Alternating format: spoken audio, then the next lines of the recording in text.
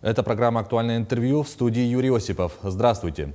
Наш Национальный художественный музей, Всероссийский художественный научно-реставрационный центр имени академика Игоря Эммануиловича Грабаря и Общество содействия сохранению и популяризации русской культуры имени Михаила Абрамова представляют новую выставку копий и реконструкций русских средневековых фресок и икон, созданных художником-реставратором Адольфом Николаевичем Овчинниковым.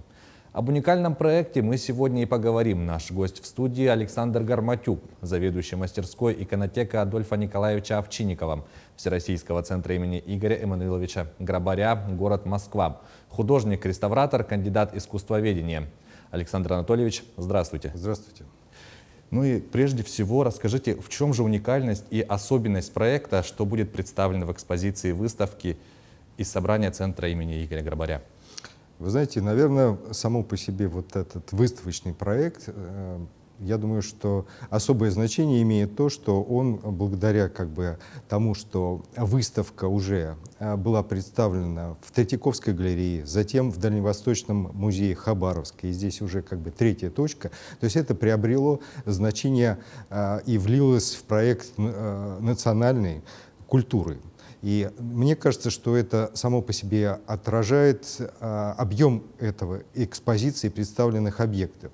Мы показываем копии древнерусских храмов, икон, которые проходили в той или иной степени в разное время через руки реставраторов, и в том числе руки наших реставраторов реставрационного центра, который не так давно уже отметил 100-летие.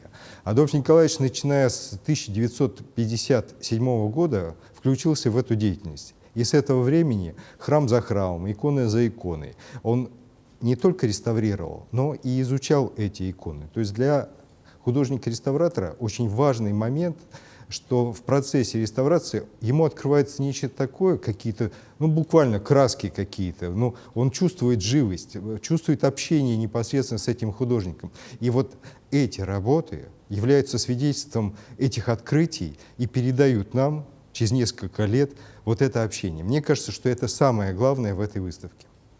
Уверен, что такому крупному выставочному и просветительскому проекту предшествовала колоссальная работа.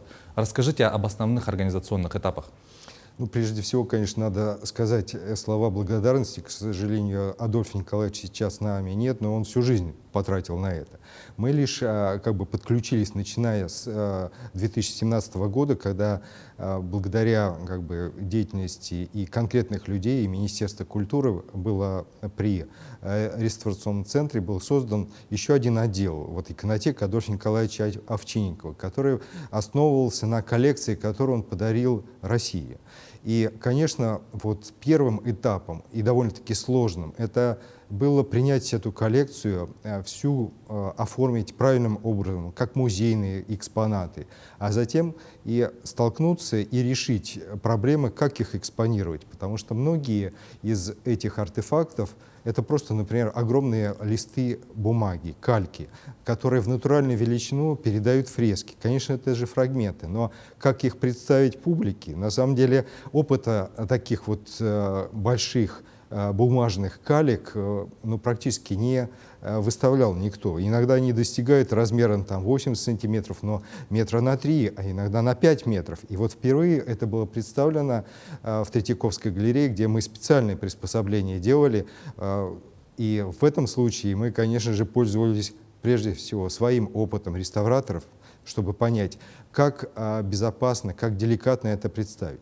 С другой стороны, конечно, сама по себе выставка представляет включение таких, можно сказать, архитектурных инсталляций. То есть это фрагменты храмов, на которых представлены фрески. То есть это не просто как обычная выставка, то есть, например, какие-то картины, они обычно располагаются на стенах. Здесь мы стараемся показать отчасти интерьеры храмов. То есть как это получается, когда вы входите в этот храм. И этот опыт, это понимание, наверное, это тоже одно из важных таких категорий, которые отличают эту выставку. То есть в какой-то момент можно сказать, что человек оказывается на высоте купола, то есть на высоте 12-13 метров. Когда он даже будет посещать этот храм, он видит это, можно сказать, глазами реставратора, который на лесах работает и предстоит этой живописи непосредственно.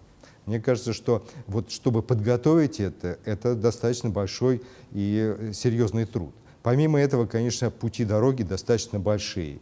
И в этом плане нам, конечно, во многом помогло общество по спасению культурного наследия имени Михаила Абрамова, которое спонсировало этот проект, помогло нам, прежде всего, перевести из Москвы сначала в Хабаровск, а теперь и в Якутию. И мне кажется, что без такой поддержки такой проект не мог бы состояться. И, конечно, в этом плане действительно какие-то мелочи, но все надо было учесть. То есть и транспортные вот эти перевозки, как это упаковать, как бережно довести. Мне кажется, что в целом эта подготовка, конечно, хотя и заняла достаточно большое время, но, по крайней мере, мы видим результат. Можно сказать, на сегодняшний день выставка практически близится к организационной такой контрапункте, когда можно увидеть, останется несколько дней до ее открытия, когда будет сделано самое окончательное мероприятие, то есть по ее организации. И в этом плане, конечно, ключевое место занимает и музей, то есть Национальный музей Якутии Республики Саха. И прежде всего, конечно, генеральный директор Влада Владиславовна Трофимова. Мне кажется, без ее участия, без ее активного, инициативного подхода выставка просто бы не состоялась. Вы рассказали об огромной работе, проделанной реставраторами. Это одно из основных направлений вашей работы. Расскажите об основных... В чем заключается ценность и специфика разработанного Адольфом Овчинниковым реставрационного метода? Вы знаете, каждый метод познается в сравнении. То есть что предшествовало? Предшествовало, конечно, когда первые реставраторы, реставрационная деятельность началась не так давно. То есть максимально, можно сказать, лет 200 назад первые такие попытки. До этого были простые поновления, по сути дела ремонты. Чем отличается научная реставрация? Тем, что в своей последовательности и в том, чтобы сама направленность была нацелена на сохранение древности, на сохранение того вида, который дошел до нашего времени, без внесения своих каких-то личных поправок, которые всегда хочется внести, следуя самым лучшим побуждениям, чтобы улучшить экспонат или как-то его приукрасить иногда невольно. Так в этом плане можно говорить о том, что до Адольфа Николаевича многие делали копии, но в большинстве случаев эти копии носили факсимильный характер. То есть, по сути дела, это огромная фотография, сделанная руками.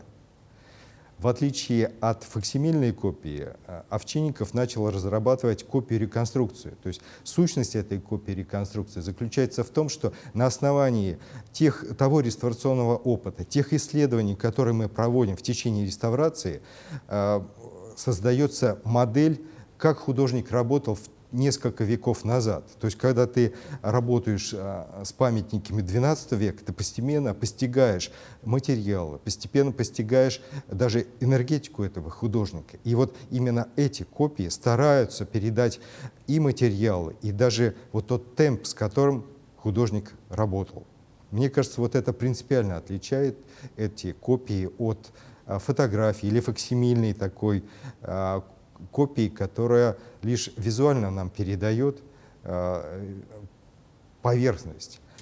Здесь же мы получаем самый различный опыт от взаимодействия визуального с этими копиями. То есть, например, в некоторых случаях Овчинников даже старался передать фактуру стены, фактуру каждого мазка. Это достаточно интересно. Я думаю, что этот опыт будет зрителям особо интересен. И возвращаясь к выставке, как долго она будет доступна якутянам? Она рассчитана на 3 месяца, и завершающей датой пока у нас 19 января. Я думаю, что за этот период многие жители Якутии смогут посетить этот интереснейший проект. Возможно, вы уже смогли увидеть город, посетить какие-либо культурные институции. Поделитесь, пожалуйста, своими впечатлениями. Нам довелось, во-первых, конечно, ознакомиться с музеем, который очень своеобразен. Он в себя вмещает, с одной стороны, и интересные пласты ну, так скажем, национальных таких расположений, то есть достояние, которое связано с археологическими объектами, то есть включая даже вот, ну, там, археологические раскопки, связанные с найденными костяками мамонтов там, и так далее. И как это интересным образом связано с творчеством, национальным творчеством, то есть как и древним, так и современным, отклики эти. Мне кажется, что это очень, ну, для меня, например, это прямо новая страница, новое открытие. Мне это крайне интересно. К этому можно добавить, наверное, во многом такие детали, как восприятие действительно современными жителями и как они транслируют это искусство, как они передают, как они рассказывают это. И нам довелось посетить еще и театр. То есть, и мне кажется, что это добавило как раз впечатлений, такой единый комплекс, который говорит вот о таком необъятном культурном пространстве. И вот вы сказали, что посетили музей, и возникли ли какие-то идеи по изменению экспозиции уже на месте? Может быть, что-то куда-то переместить? Мне кажется, что на сегодняшний момент вот то, что мы увидели, это настолько гармонично, настолько эффектно и настолько закономерно, как бы последовательность, что вот для меня как гостя, как впервые я посетил и музей, и город, и, можно сказать, такой обширный регион, для меня знакомство с этой культурой, вот по каким-то крупицам собираясь, оно становится целостной картиной. И в этом плане я не знаю, что добавить, потому что в этом плане я могу лишь добавить то, что я еще и смотрю как профессионал, как реставратор, как музейщик. Мне кажется, что это дает всяческие такие, заслуживает всяческие похвалы. И мне кажется, многие музеи, даже которые там рядом со столицей, не имеют таких возможностей, наверное, и такого объема и интересного вектора само по себе, вот именно национального такого раскрытия. Мне кажется, что это, ну, можно сказать, ключевая тема, которая полноценно раскрывается. А наши выставки, я думаю, другие выставки лишь дополняют и подчеркивают, как бы акцентируют этот достаточно интересный фактор.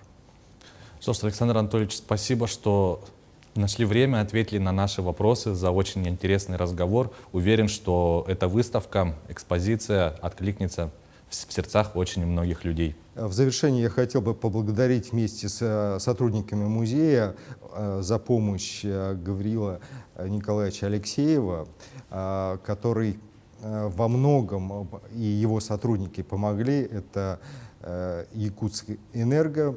И мне кажется, что мы, помимо вот всех наших помощников, конечно, ждем всех горожан, всех якутян на нашу выставку. И мне кажется, что это будет новым открытием и, по крайней мере, интереснейшей экскурсией по тем местам древности, которые связаны с нашей общей российской культурой. Спасибо вам. Это была программа «Актуальное интервью». До встречи в эфире.